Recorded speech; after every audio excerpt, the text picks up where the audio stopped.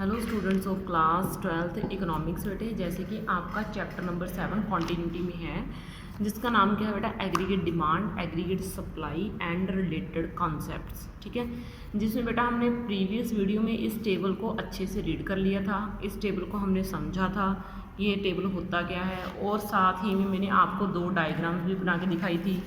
एक डायग्राम तो मैंने आपको ये बनाई थी एग्रीगेट डिमांड की, और आपको इसके बारे में अच्छे से समझाया था।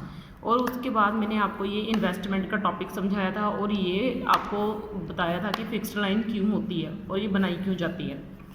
ठीक है, आज बेटा हम इनकम लाइन की बात करेंगे। ठीक है, इनकम लाइन की बात करेंगे। मैंने सारी लाइंस एक ही कर्व में इकट्ठी नहीं करी, ठीक है, क्योंकि मैं आपको अकेली कर्व के बारे में अच्छे से समझाना चाहती थी, इसलिए बेटा। तो आज बेटा हम बात करने वाले हैं इनकम लाइन के बारे में। ठीक है, इनकम की कर्व के बारे में। ठीक है, तो ये देखो बेटा, मैं इसको सिंपल सा बनाऊंगी, मैं इसको कोई पॉइंट लेके नहीं बनाने वाली। पॉइंट का मीनिंग जैसे मैंने ये लिए थे ना ऊपर 10, 20, 30, 40, ये वाले नहीं मैं लेने वाली। ठीक है ना, मैं इसको सिंपल बना दे रही हूँ। ठीक है, तो ये बेटा मैंने ले ली कुछ इस तरीके से। ठीक है, चलो अगर आप पॉइंट से बना लोगे तो कोई दिक्कत तो आएगी नहीं। ठीक है ना, पर फिर भी मैं इसको ऐसे करके ऐसे बना रही हूँ। ठीक है, और ये है आपका वाई एक्सिस और ये है आपका एक्स एक्सिस। ठीक है, ये है आपका ओ, ये है बेटा आपकी एग्रीगेट डिमांड। इधर वाली साइड हम रिप्रेजेंट करेंगे एग्रीगेट डिमांड, इधर वाली साइड हमने हमेशा इनकम जब भी आएगी वो आपने नीचे वाली साइड रिप्रेजेंट करनी है, इधर वाली साइड रिप्रेजेंट करनी है। बस इस चीज़ को तो आप माइंड में बिठा लो कि जो इनकम है वो इधर रिप्रेजेंट होगी और जो एग्रीगेट डिमांड है वो इधर वाली साइड रिप्रेजेंट होगी। ठीक है ना, एग्रीगेट डिमांड को इधर रिप्रेजेंट करना है और इनकम को इधर रिप्रेजेंट करना है। अब देखो, ये इनकम की जो लाइन होती है वो जीरो से स्टार्ट होती है। ठीक है ना, इनकम की लाइन क्या होती है, जीरो से स्टार्ट होती है, ये आप चीज़ का ध्यान रखना। ठीक है ना, तो इसलिए इनकम की लाइन को हम जीरो से स्टार्ट करेंगे। ठीक है, और ये एक पॉजिटिव कर्व होती है, यानी कि एक अपवर्ड स्लोप होती है, ऐसे करके ऐसे। ठीक है ना, जो क्या दिखाती है, पॉजिटिव रिलेशनशिप दिखाती है। ये इनकम की लाइन होती है, इसको एरो नहीं लगाना आपने। ठीक है, एक मिनट बेटा, इसको आप एरो नहीं लगाओगे। ठीक है, मैं इसको थोड़ा मिटा दूँ, ये बेटा। ठीक है ना, आप इसको एरो नहीं लगाओगे, आप इसको वैसे ही रहने दोगे। ठीक है ना, तो ये इनकम की लाइन होती है। और इस बात का ना ज़रा ध्यान रखना कि जो इनकम की लाइन होती है वो 45 डिग्री का एंगल बनाती है। कितना डिग्री का? 45 डिग्री का एंगल बनाती है। इसका रीज़न मैं आपको नेक्स्ट वीडियो में दूंगी कि ये 45 डिग्री का एंगल बनाती क्यों है। एक्चुअल में ना ये सारा फंडा होता है इनकम और एग्रीगेट सप्लाई के इक्वल होने का।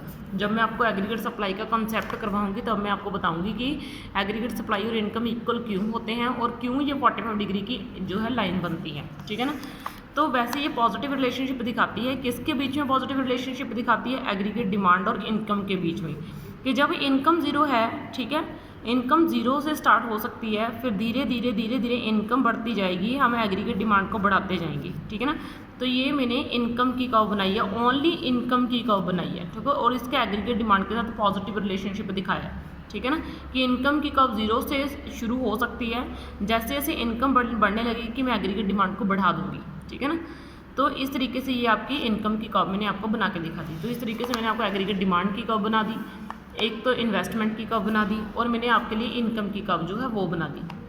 अब बेटा हमने ये कंबाइन कर्व पढ़ेंगे जो आपकी बुक में दी हुई है। ठीक है ना, वो कंबाइन कर्व कुछ इस तरीके से है, वो मैं आपको बताती हूँ। ठीक है, इनकम कर्व तो मैंने आपको करवा दी है, तो ये अब ये इनकम कर्व तो बची नहीं है। ठीक है, इसको हम इनकम कर्व तो बोल नहीं सकते। ठीक है, तो ये तो हम अब ऐसे बोल सकते हैं कि एग्रीगेट डिमांड की कर्व जो आपको बुक में दी हुई है उसको अच्छे से एक्सप्लेन करेंगे, उसको अच्छे से समझेंगे बेटा हम। ठीक है ना, तो ये मैंने कुछ इस तरीके से यहाँ से बना दिया। ठीक है, ध्यान से समझना। और ये बेटा मैंने कुछ इस तरीके से इसको यहाँ से बना दिया। ठीक है, ये कुछ इसको मैं बढ़ा रही हूँ, इसको और इसको, इसकी तरफ मैंने क्या लगा दिया, एग्रीगेट डिमांड लगा दिया। ठीक है, और इधर मैंने क्या लगाया है, इनकम। ठीक है ना, एग्रीगेट डिमांड, इनकम को हम वाई से भी यूज़ करते हैं, और यहाँ पे मैंने क्या डाल दिया, ओ। एग्रीगेट डिमांड को हम एग्रीगेट एक्सपेंडिचर भी बोल देते हैं। ठीक है ना, तो इसलिए मैंने ये ऐसे डाल दिया, और इनकम को वाई से रिप्रेजेंट करते हैं तो मैंने ब्रैकेट में वाई डाल दिया। ठीक है, एग्रीगेट डिमांड की कर्व अब मैं विदाउट पॉइंट्स बना के दिखाऊंगी। कल मैंने देखो आपको ऐसे कुछ करवाई थी एग्रीगेट डिमांड की कर्व, कुछ याद है ये, और मैंने आपको ये बताया था कि ये कर्व जीरो से स्टार्ट क्यों नहीं होगी। ये कर्व जीरो से स्टार्ट इसलिए नहीं होगी क्योंकि हमारी इनकम ज़ीरो हो सकती है, ठीक है ना, लेकिन एग्रीगेट डिमांड कभी ज़ीरो नहीं होगी, ठीक है ना। जब हमारी इनकम ज़ीरो है तो एग्रीगेट डिमांड का लेवल कुछ ना कुछ रहेगा। तो ये देखो, ये एग्रीगेट डिमांड का वो लेवल है जो मिनिमम लेवल है, ठीक है ना। तो ये मैंने आपको बताई थी। और ये सेकंड कर्व जो मैं बनाऊंगी वो होगी इनकम कर्व, ये इनकम कर्व, ये एग्रीगेट डिमांड कर्व, और ये है भाई मेरी इन्वेस्टमेंट कर्व, ठीक है ना। इन्वेस्टमेंट वाली कर्व को भी मैंने डार्क नहीं बनाया। सबसे पहले मैं आपको इन दोनों कर्व्स के बीच का जो है पॉइंट वो समझाऊंगी, ठीक है। आपको याद है मैंने आपको एक टेबल करवाया था, उस टेबल में मैंने आपको 3 सिचुएशंस करवाई थी, ठीक है ना, 3 कंडीशंस करवाई थी। देखो, अगर आपको नहीं याद तो मैं आपको रिवाइज करवा दूं। तो ये हमारा टेबल था, इस टेबल में मैंने आपको 3 कंडीशंस करवाई थी कि जब आपकी इनकम 0 है तो आपकी एग्रीगेट डिमांड 30 है, जब आपकी इनकम 20 है तो आपकी एग्रीगेट डिमांड 35 है। तो ये आपकी फर्स्ट स्टेज थी। इस स्टेज को हम फर्स्ट स्टेज बोलेंगे। इस स्टेज में क्या है भाई, आपकी इनकम तो बहुत कम है और आपकी एग्रीगेट डिमांड क्या है, उससे ज़्यादा है, इनकम से ज़्यादा है एग्रीगेट डिमांड, ठीक है ना। इनकम कम है, एग्रीगेट डिमांड ज़्यादा है। और ये आपकी सेकंड पोजीशन थी, जब इनकम और एग्रीगेट डिमांड दोनों एक दूसरे के इक्वल हो जाते हैं, ठीक है। जब इनकम और एग्रीगेट डिमांड क्या हो जाते हैं, एक दूसरे के इक्वल हो जाते हैं। और ये आ जाता है आपका थर्ड लेवल। इस थर्ड लेवल में क्या है भाई, जो एग्रीगेट डिमांड है, इनकम है, वो क्या हो जाती है, ज़्यादा हो जाती है, किससे, एग्रीगेट डिमांड से, ठीक है ना। इनकम क्या हो जाती है, ज़्यादा हो जाती है, किससे ज़्यादा हो जाती है भाई, एग्रीगेट डिमांड से ज़्यादा हो जाती है इनकम, ठीक है। तो ये मैंने 3 सिचुएशंस जो मैं अब डायग्राम बना रही हूँ इसमें रिप्रेजेंट करनी है मैंने, ठीक है ना। मतलब ये 3 सिचुएशंस मैं इसमें रिप्रेजेंट करने वाली हूँ। इसको समझना ज़रा अच्छे से कि हम इन तीनों सिचुएशंस को कैसे रिप्रेजेंट करेंगे, ठीक है। तो ये देखो बेटा, ठीक है ना। तो ये फर्स्ट सिचुएशन है, ये फर्स्ट सिचुएशन है, ये वाली सेकंड सिचुएशन है, और ये वाली मेरी थर्ड सिचुएशन है, ठीक है ना। ये अब मैं दिखाती हूँ आपको क्यों है। अब इस फर्स्ट सिचुएशन में मैंने क्या बोला था, फर्स्ट सिचुएशन में इनकम क्या होगी, कम होगी एग्रीगेट डिमांड से। सेकंड सिचुएशन मैंने क्या बोला था, इनकम इक्वल होगी एग्रीगेट डिमांड के। और थर्ड सिचुएशन में मैंने क्या बोला था कि इनकम ज़्यादा होगी एग्रीगेट डिमांड से। ये 3 सिचुएशन थी। अब ये सिचुएशन सबसे पहले हम समझते हैं कि इनकम कम है। तो ये देखो, इनकम की लाइन कौन सी है भाई, ये वाली लाइन इनकम की है, ठीक है ना।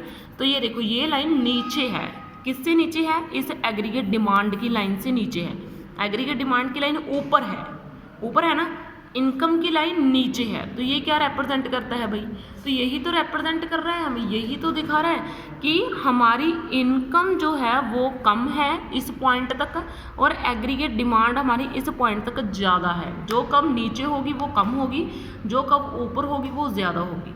हमारी ये कब इनकम की कब नीचे है, तो इसका मीनिंग हमारी इनकम कम है और एग्रीगेट डिमांड क्या है भाई, हमारी ज़्यादा है, ठीक है।